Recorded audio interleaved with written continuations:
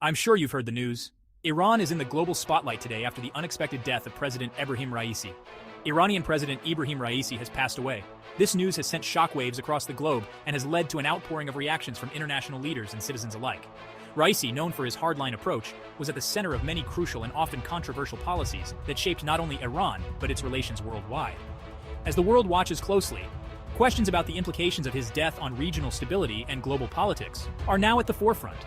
How will Iran navigate this sudden change in leadership? What does this mean for international agreements and ongoing tensions in the Middle East?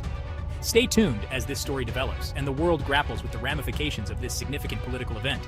For now, the world remembers Ebrahim Raisi, a figure who left an indelible mark on his country and the world stage.